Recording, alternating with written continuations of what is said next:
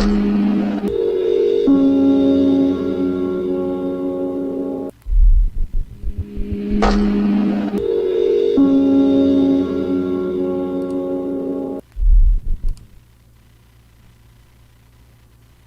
right, guys, we're back. Is everybody here?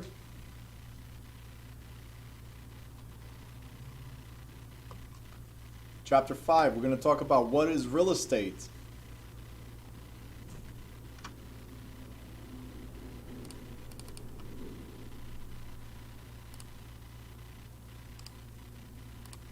Ready? Giving you time for some of you to get back.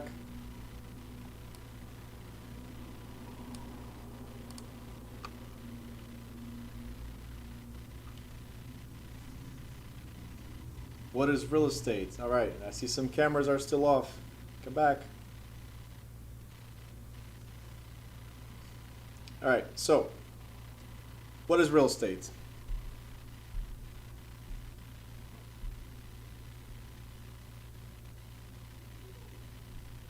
It says right here that real property ownership is often described as a bundle of rights. So I want you to look at this word right here, ownership. Okay? Because real estate, let me go back up. The word estate means assets. Okay? The word estate means assets. So if it's real estate, then it's property that you own. If it's real estate, it's property that you own. So going back here, it says real property ownership. Real estate is real property that you own. And it's often described as a bundle of rights.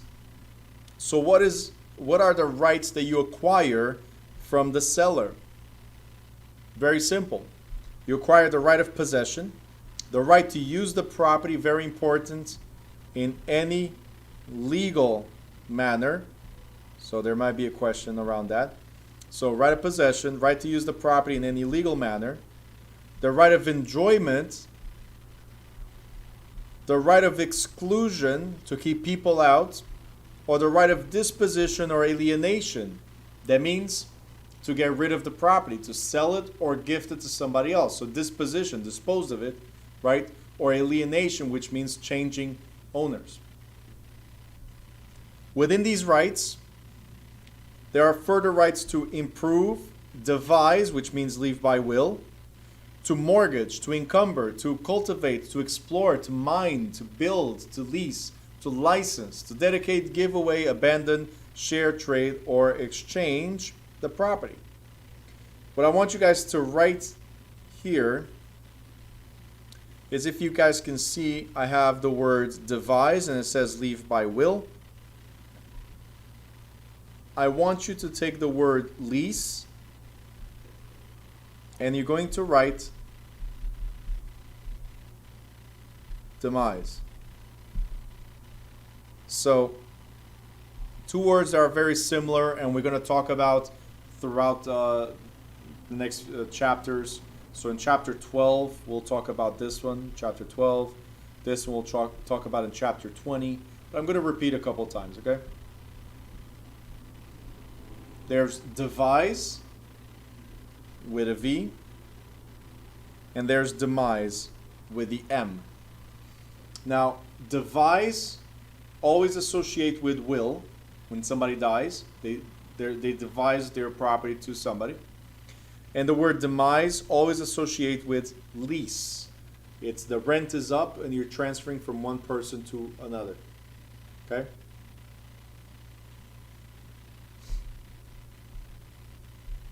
Next thing we have is land versus real estate. What is the difference? We have land, we have real estate. What is the difference between these? Land is referred to the surface of the earth, including water and anything attached to it by nature, such as trees and bushes. It also includes the minerals and substances below the earth's surface, together with the airspace above the earth's surface up to infinity. Now, the land may be defined as the earth extending downwards from the surface to the center of the earth and upward to infinity, including all things permanently attached by nature only. Only. I want you guys to write only. So land is nature only. When you're looking at the real estate question, okay, make sure you're looking at nature only. If it says something that was man-made, if you see a building or the land was paved, nature did not pave. It was either a man or a woman that paved it. Okay? Therefore, it is now considered real estate. Because the word estate, as I told you guys, means assets. That means something you own. And as far as I know, you will not go improve your neighbor's property, right? Are you going to put a building on your neighbor's property? No. So real estate is real property that is owned by somebody. Okay? So the problem is, or the difference between these is pretty simple. Here is nature only, right? Real estate includes land, as we just defined, plus all man-made improvements. The word improvements, you guys need to remember this, the word improvement includes buildings erected on the land, streets, utilities, sewers, and other manufactured additions to property. So pretty much anything added to property, anything that's man-made or human-made, is considered an improvement to the raw land. So going back up, land, we're talking about raw land as nature provided to you. You got it? Real estate is anything that's added to the land. So now it's raw land plus the improvements. You guys got it? Thumbs up on that? Good. Jeff just wrote, I think in New York they're trying to put limitations on that upward infinity part. Well, that would be logical. I mean, owning lands to the center of the earth is also a little extreme, right?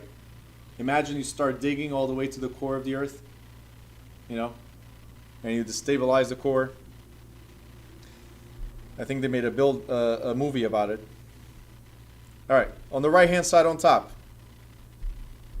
it says real estate then is defined as the earth's surface extending downwards to the center of the earth and upward into space, including all things permanently attached to it by nature or by people, all rights, benefits, and interests in it.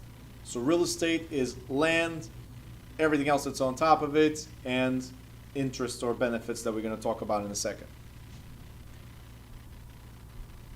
Now, we just said, let me go to this board right here.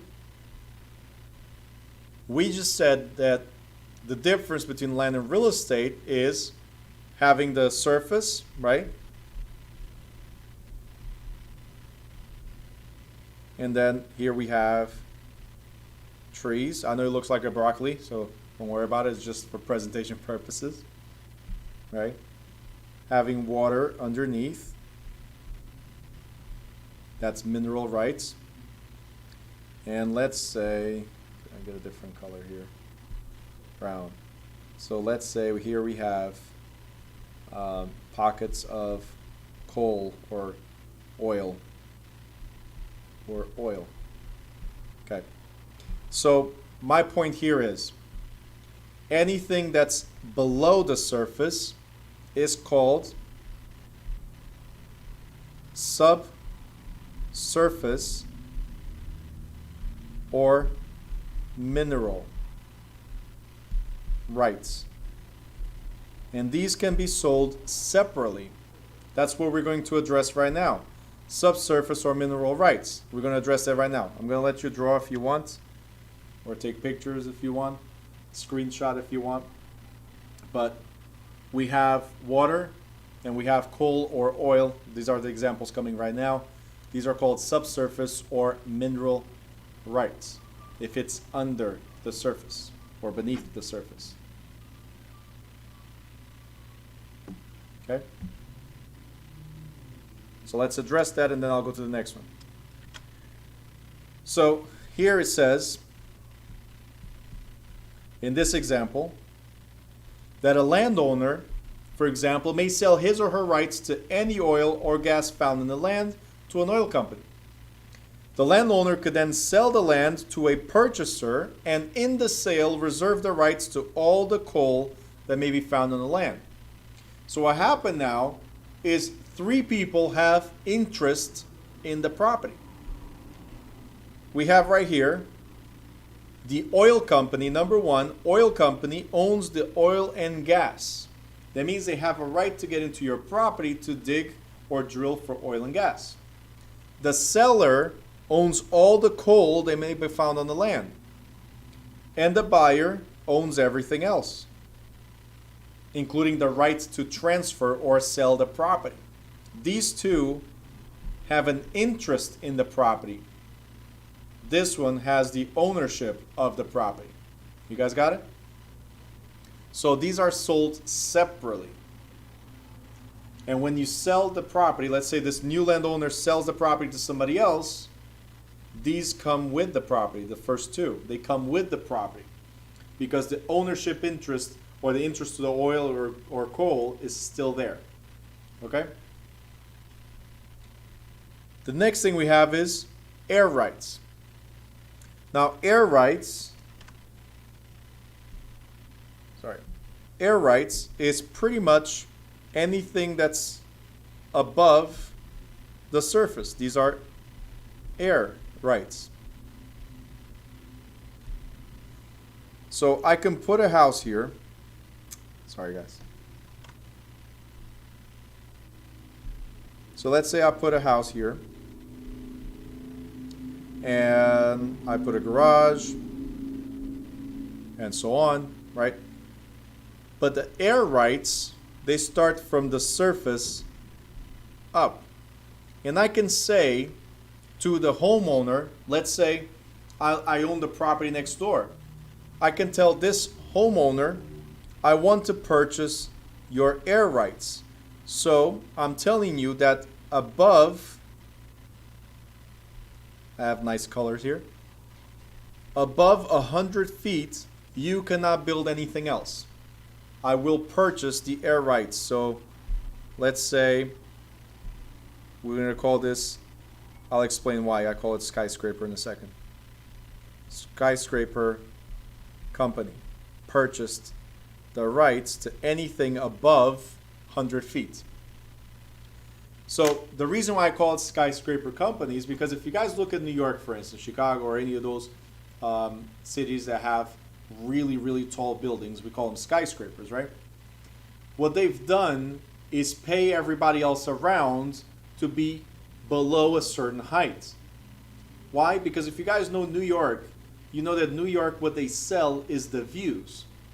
It's not about New York, it's about the views. They created this system of being able to sell views. So they pay everybody else to stay down here, but anything above, it's their view. You got it? And then they can sell each unit for like $1 million, $2 million, $3 million, $10 million because they're above and they have the view of Central Park, right? The view of downtown Manhattan, the view to New Jersey for some reason, right? So they sell the individual views. You guys understand what air rights are? So pretty much you cannot build above. That's what it is. Any questions here? Write it down in the chat if you got questions. Nope. Okay. David, who makes that decision? What do you mean? Who makes the decision? I'm a developer and I'm going to build something. I'm a developer, I'm going to build something. And it's going to cost me $10, $20, $30 million to build. but I can recoup that money by selling 10 units out of my 180 units building, right? So 10 units, I get the money back.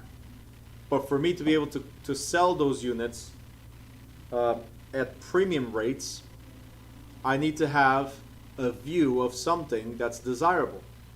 How can I prevent someone from blocking the view? I pay them. That's what I said. I go to my neighbor. So if you guys notice the skyscrapers, the properties immediately around them are below. So I determine, okay? I determine what I want in my views. The city allows me to build whatever, allows you to build whatever, right? All I'm asking you is to stay down here so I can build above you to the limitation that the city gives me. So if the city says I can build up to 300 feet, I'll build up to 300 feet. But I'm paying you to stay at 100 feet. So that's what it is. I'm buying the air rights to your property.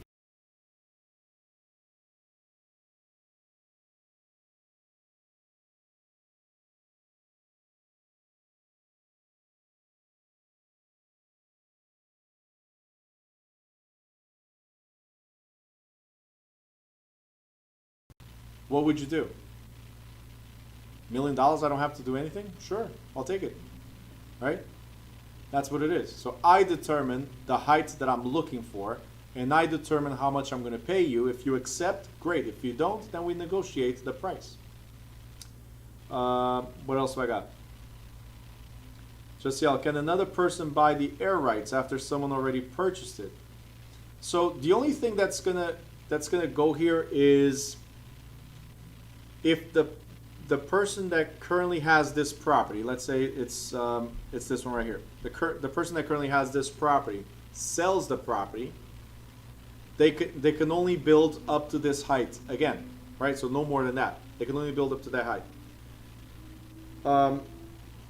For somebody to purchase the air rights, they would have to pay this company, because the skyscraper company is the one that holds the rights. Do you guys understand? The skyscraper company, just like the oil company, holds the rights. So you have to go to the company that purchased it and try to purchase from them. But why would you do that? Do you know what I mean? Why would you do that? So some rights, we're going to talk about this in a different chapter. Some rights are limited to 10 years, 20 years, 30 years, whatever we created as a limitation on it. So that's coming tomorrow in tomorrow's chapters. Okay. How do you determine the price on air rights?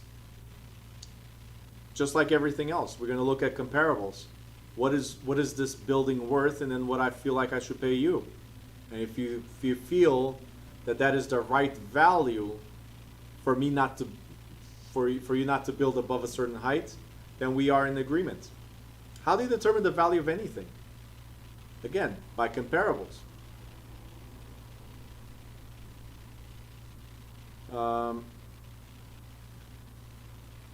So Maria already addressed that. It's carried over to the next buyer. Yep. So the new buyer of the property cannot build anything, and the skyscraper company, if they sell to another owner, they hold the value or the interest.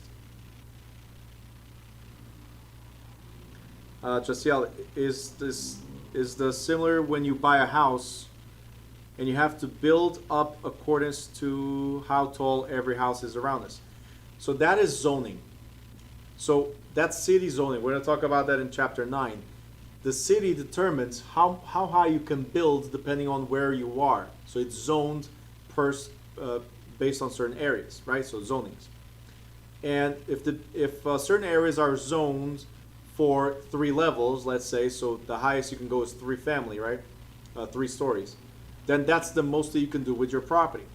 In New York, however, most of the areas there are zoned, like downtown, are zoned to, let's say, 100 or 200 feet. So all we're saying is, we can build up to that height, but I'm going to pay you to limit you. So you around my property cannot build above a certain height because I'm developing and I'm paying you to stay there. The city allows you to come up to this height, but I'm paying you to stay down there. That's the rights that I'm trying to take over. You got it?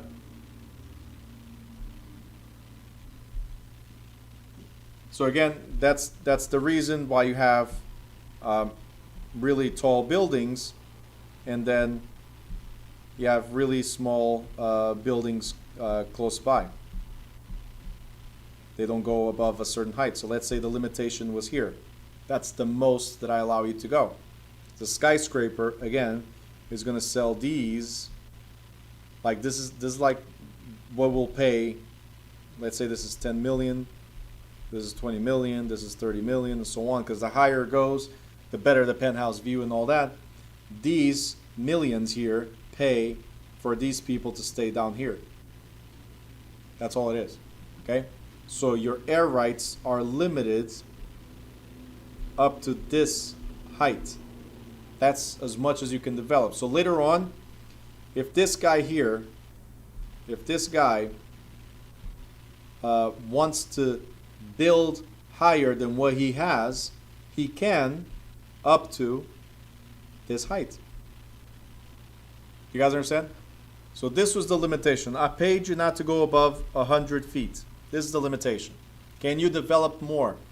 If you haven't met the limitation yet, then yes, you can build up to that. You guys good? Okay. Next page. Next page we have water rights.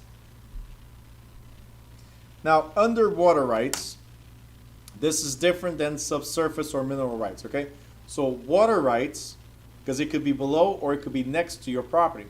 Water rights, it says right here, that land bordering on oceans, seas, or large lakes affected by tide currents is known as littoral, okay?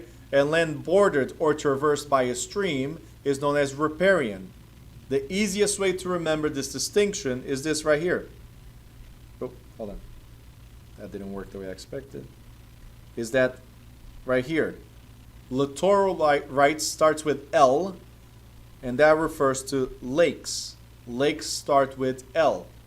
So lakes or large bodies of standing water, not moving water, right? No current, no stream. This is called littoral rights. Okay? Riparian rights starts with R.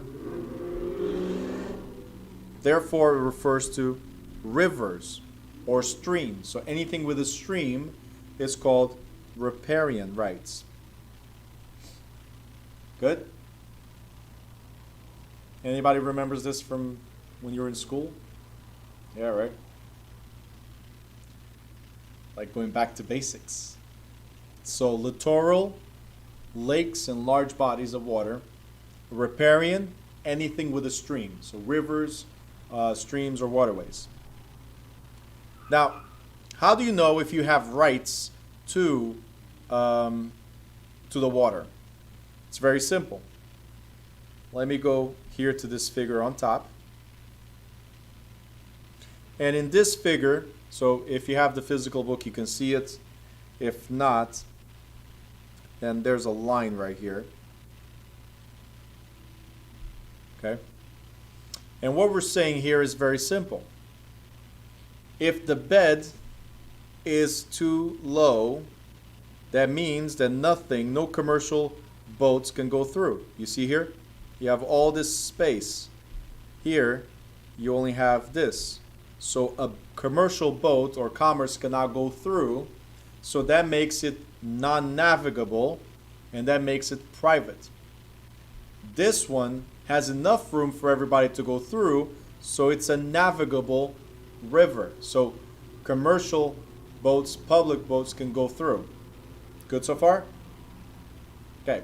Here's the biggest difference between these two. So now that you found out if your property is, if the water is yours or not, based on being navigable or not, what we're saying here is that your lot starts here and ends here. Okay? So this is your lot. It ends in the middle. If the water is not commercial, if it's private, then your property ends at the middle of the stream. Same thing as lot B. It ends right there. So it starts here, right? And it ends right here in the middle of the stream. Very important, okay? If it's a navigable river, then your property ends at the border of the water. Right at the border. Because everything else is owned by the public. Do you guys understand? Good. All right, give me a few moments. Some of you are still drawing.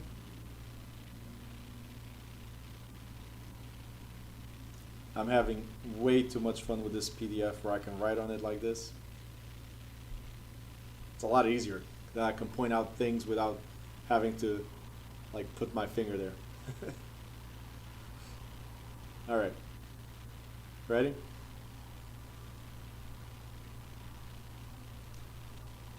Is there any situation where lot B could own all the non-navigable stream?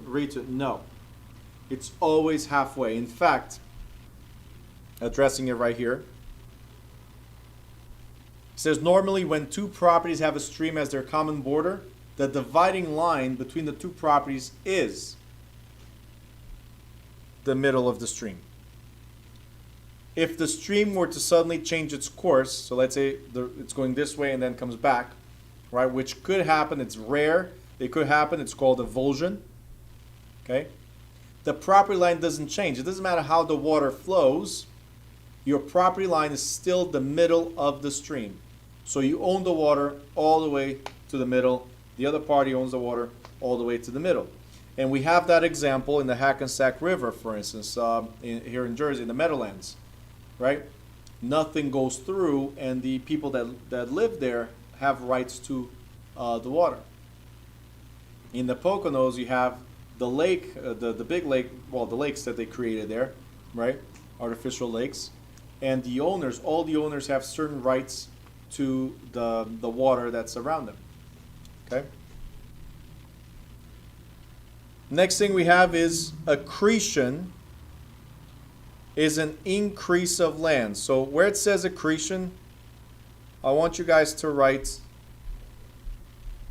addition, because you're adding land. Addition is an increase of land. Accretion or addition is increase of land by the gradual depositing of solid material called alluvion by a contiguous body of water. Now, this is the opposite of erosion, and erosion means loss of property. So, accretion is increase, erosion is a loss. Got to remember, accretion is addition or increase of land. You're gaining land. Erosion is a loss of land. And then there's one more that's just for state exam. You might deal with it one day, but it's not that common, which is reliction. Now, reliction is the gradual withdrawal, the creation of dry land by withdrawing water, by lowering of its surface level. So you're taking water out and you're gaining land, right? You're gaining land because there's no water, so you increase the land space. So you're withdrawing water. Alluvion, don't worry too much about it, but alluvion is a solid material that as the water comes, it gradually deposits. So if you look at even the beaches, you have that a lot. It's just the difference with the beach is that it's moving sand. Otherwise, it would get stuck. But it's just a metal that comes with the waters. Okay. Next thing we got is real property and personal property. What is the difference between real and personal property? Okay, so what you need to know is that everything that can be owned may be classified as either real or personal property. Personal property is also called personality. What you need to know is that while real estate is fixed and immovable, personal property is movable. So, if you have a cell phone, right, it's movable, right? So movable, goes with you everywhere. If you have a car, it's movable, hopefully, right? So it goes with you everywhere. That is considered personal property. Real property, or real estate, is immovable. So the walls, can the walls move? Can they go with you somewhere else? Unless it's a mobile home, the answer is no. So it's immovable. Personal property, movable. Real property, immovable. You have to remember this difference because you need to know what goes with the property being sold. And the methods of transfer of ownership are different for the two. See, real property is transferred by a deed, right? While personal property is transferred by bill of sale. And bill of sale, guys, I'll come up in a second to address this word because you need to know it too. So, a deed transfers personal property, real property, while the bill of sale transfers personal property. Now, in nowadays, bill of sale, I'm going to write it, but you don't have to write it, okay? Nowadays, bill of sale is what we call, it's a lot faster to say, we call a receipt. So when you go to the supermarket, what do you get? You get a receipt for what you purchased. You go to Home Depot, what do you get? You get a receipt for what you purchased. That receipt is actually called a bill of sale. It itemizes everything that you just purchased in that day. Whatever you purchased at Home Depot or whatever you purchased at supermarket or whatever, it's personal property the moment you purchased it and brought it home. Do you guys understand? It's personal. It's yours. It's movable, right? Because it didn't stay at the supermarket, it came with you. Right? Now, the thing you need to remember is, if it's, for instance, and I'm already addressing this section, if it's, for instance, let's say sheetrock, 2x4s, paint, and all that stuff, you're buying it with a purpose of putting it up on your property, right? So you get a bill of sale for what is called personal property, the sheetrock, the 2x4s, the nails, the paint, all that stuff. You get a bill of sale for that because it's personal. Once you get to the house and you put it up, now you made a wall, it became real property because now it's immovable. It's stuck and affixed to the property. Does that make sense? It's personal property while it's movable. The moment you built the wall, it became real property. You guys got it? So, the reverse is also possible. If you guys, in this example, if you cut down a tree, the tree is real estate, it's fixed, it's immovable. You cut it down, something called severance, you cut it down, now it's movable. Let's say it's a Christmas tree. You went there, you purchased it, boom. You brought a Christmas tree. It was there, the pine tree, right? It was there as real estate, real property, but now it belongs to somebody that's carrying it. It's movable now, so it became personal property. So again, going back up, you need to remember that real estate is fixed and immovable while personal property is movable. That's the difference. And they can switch from being movable or immovable depending on the application, right? If you put up the walls, they become immovable. If you take down something, and now it becomes movable. The net, what about doors and windows? They're real estate. They're not movable. They're movable, why? Because you can open them? No. They're fixed. They don't go with you anywhere. They're there. Therefore, immovable. You got it? They're part of the real estate. Okay? The difference is, again, can you take it with you everywhere? That is the difference. Okay? If it's immovable, fixed, and immovable, it's called real estate. If it's movable, you can carry with you, it's called personal property. All right, let me clear this here. Now there's a weird word here. Chattels. Or, if you want to sound fancy, you can call it chattels. Up to you.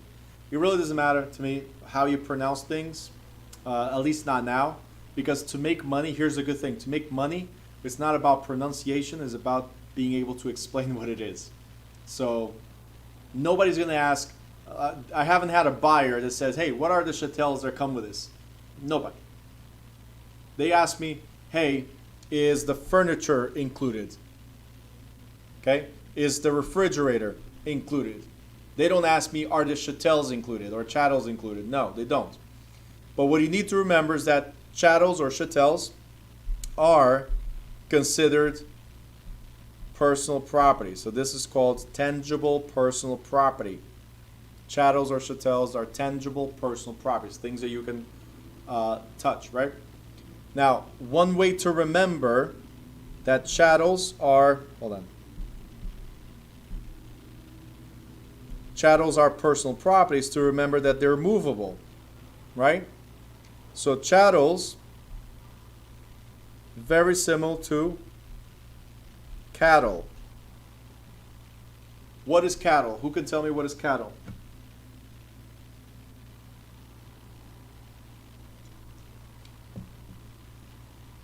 Write it down. What is cattle?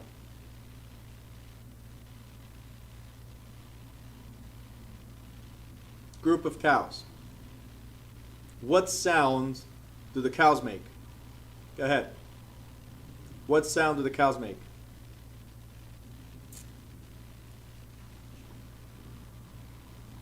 You guys are wrong. Only one person was right. Courtney was right.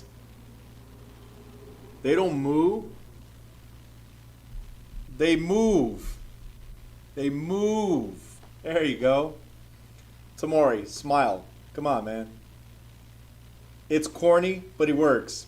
Cattles, chattel, movable, personal property. They move.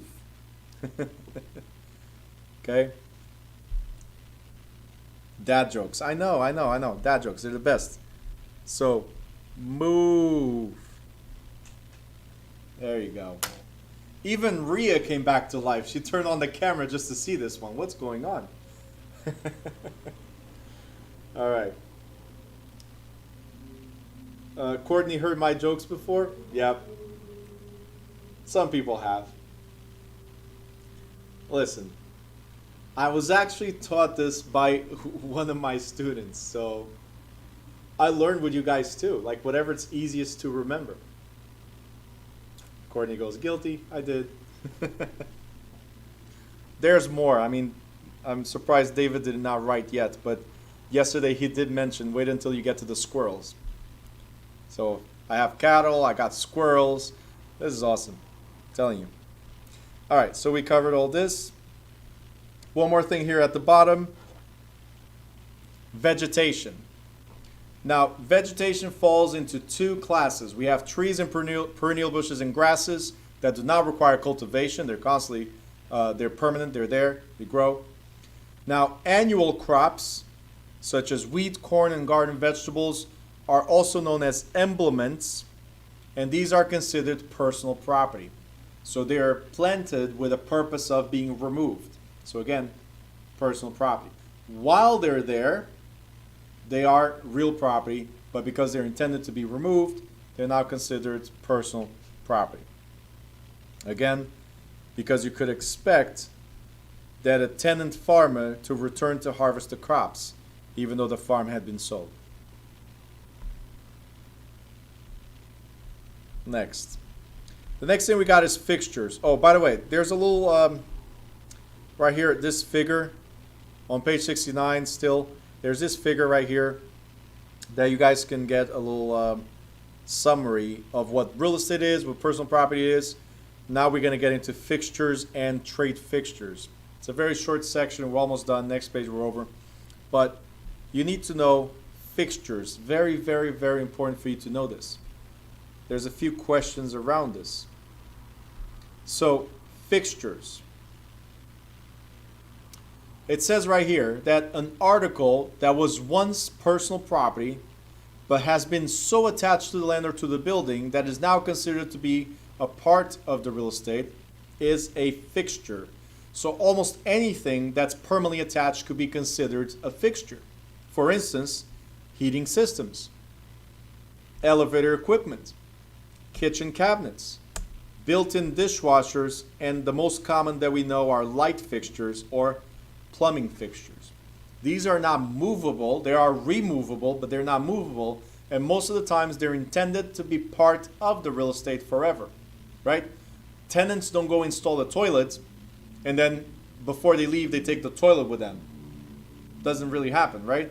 So plumbing fixtures traditionally are part of the real estate and immovable. So that's fixtures. So they're real estate.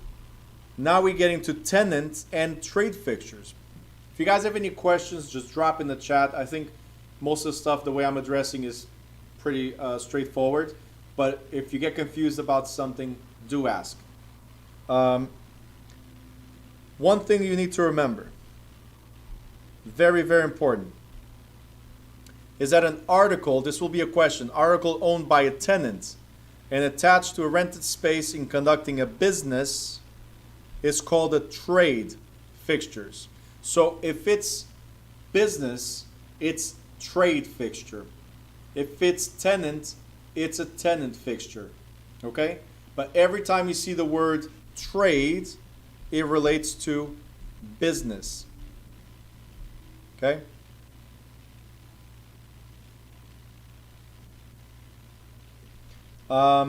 David's asking, why is there a separate category for fixtures if they're already considered real estate? Exactly because of what's here. See, real estate is the four walls, right? Everything that's attached to it can be removed at any time. Can you replace your kitchen cabinets? Can you replace your heating system, your elevator equipment and all that stuff? Can you replace it? Yes. But the structure is the structure. Most of the times we don't touch it. You got those four walls. You got it? So fixtures is just saying something that's affixed to the building. It becomes permanent part of the building, but it was not originally there. It was just added to it. So that's a fixture. And we have to distinguish what fixtures are considered real estate and what fixtures are considered personal property.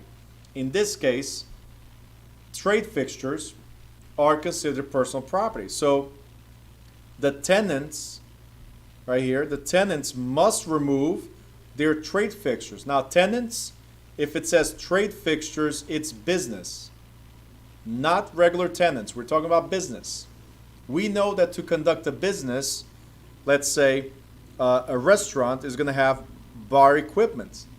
A barber is going to have chairs and sinks, store shelves, and so on. These are considered trade fixtures needed for the business. You got it? So they need to be removed before the lease ends. If they don't remove before the lease ends, then they become the property of the landlord. They now belong to the landlord. So guys, I have a bunch of TVs here in my office. I have a bunch of stuff that's fixed to the walls. I don't have a projector anymore. I use the TVs, right? But when I install these, I install them with the purpose of removing later, not staying here at this office, right? I didn't go install stuff to give to the landlord for free. No, they come with me. And it's understood only for business trade fixtures. It's understood that you can remove them. In fact, next page, the last page, it says right here, page 70. It says right here that trade fixtures differ, they're different from other fixtures. Why?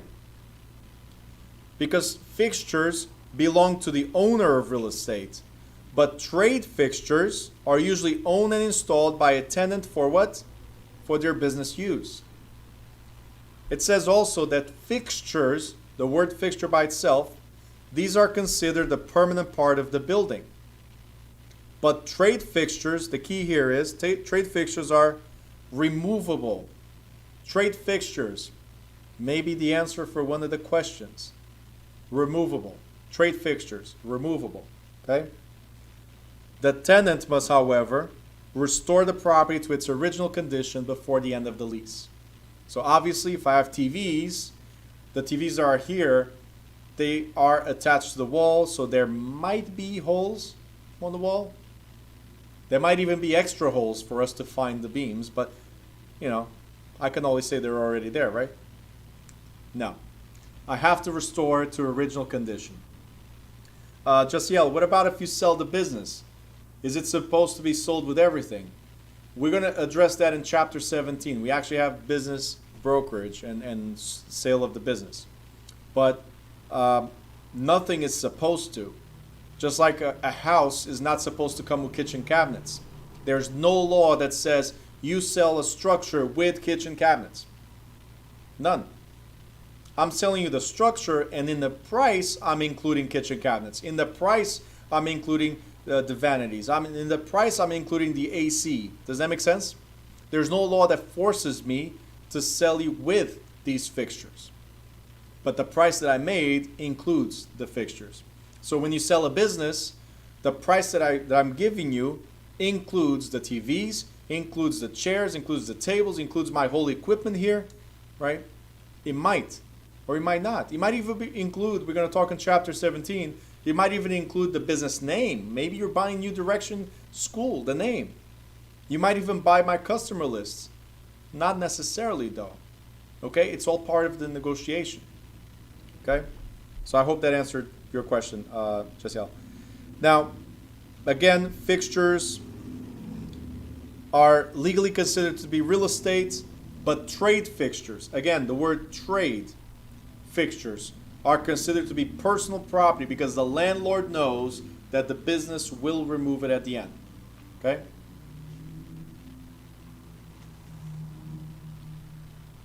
So Nanette, because fixtures, like light fixtures, they belong to the owner, so they're real estate.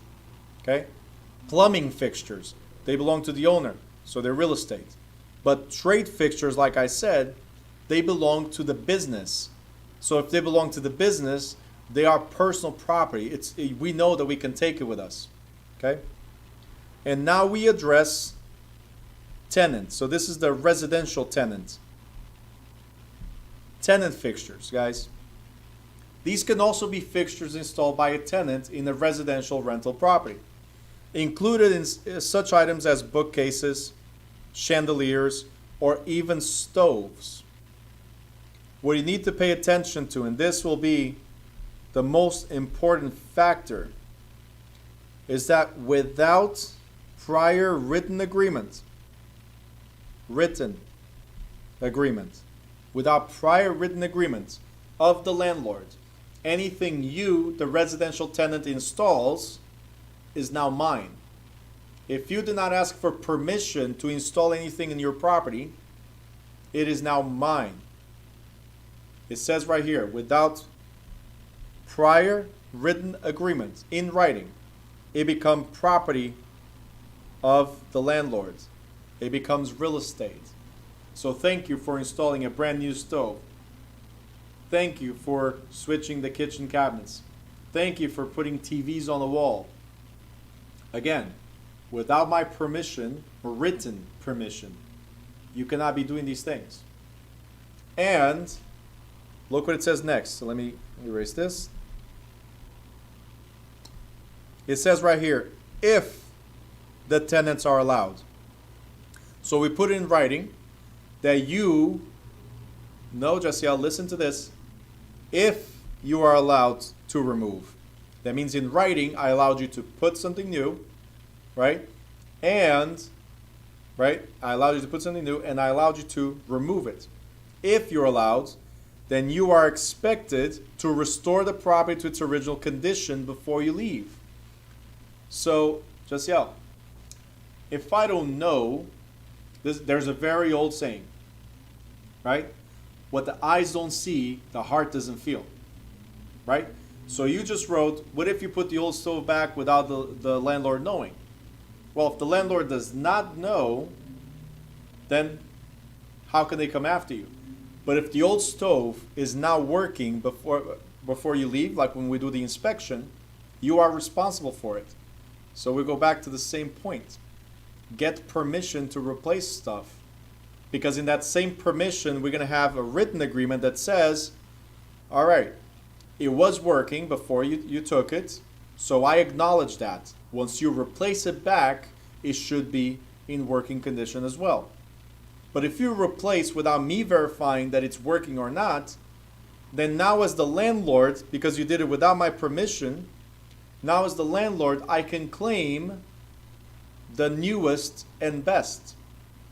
So your new stove is mine, because my stove is not working and it was your fault. Why is it your fault? Whether it was or not. Because you replaced it without my consent. Do you guys understand this? So again, anything that's there or anything that you add to the property becomes the landlord's. The final thing, guys, right here, and then I'll let you guys go. It's 9:07. The final thing is the legal tests of a fixture. The courts apply 4 basic tests to determine if a disputed article is a fixture. That means if it's part of real estate or if it was a removable personal property. And these tests are based on the intention of the party annexing the item, the method of annexation of the item, and I'm doing these circles because there's an acronym I'm going to give you, right? The adaptation of the article to the real estate, and the relationship of the parties. What I want you guys to write is simple.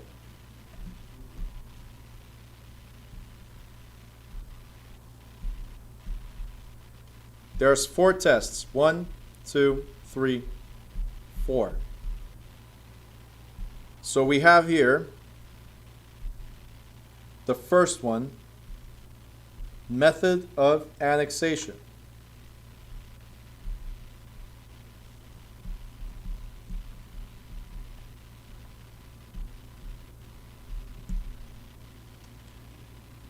The second one is the relationship of the parties. I'll hold on this screen in a little bit, okay? I'm just showing you back and forth. The next one is the intention of the party annexing the item, so who's putting it, right? And the last one is adaptation of the article. Okay? So the acronym for you guys to learn here is Maria, the new student. You're here, right here on my screen.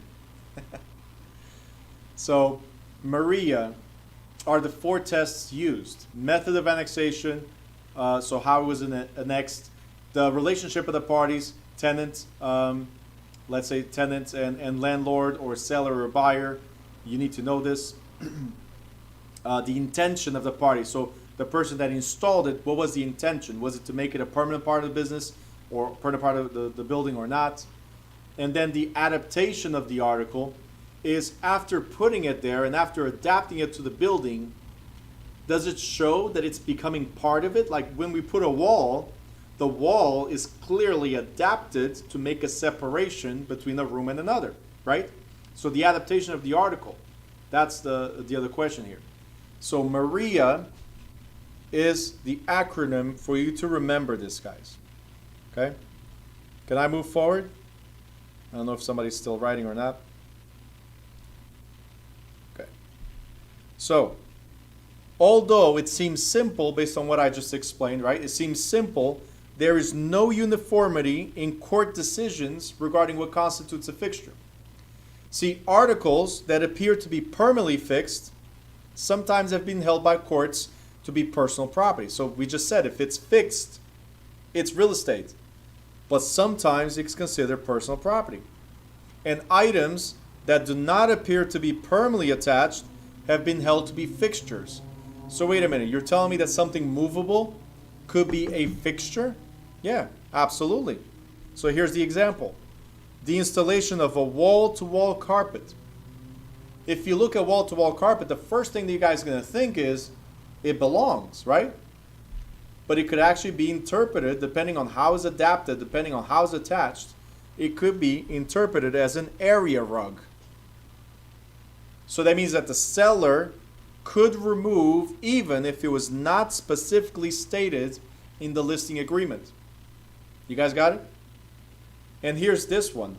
How about the front door key?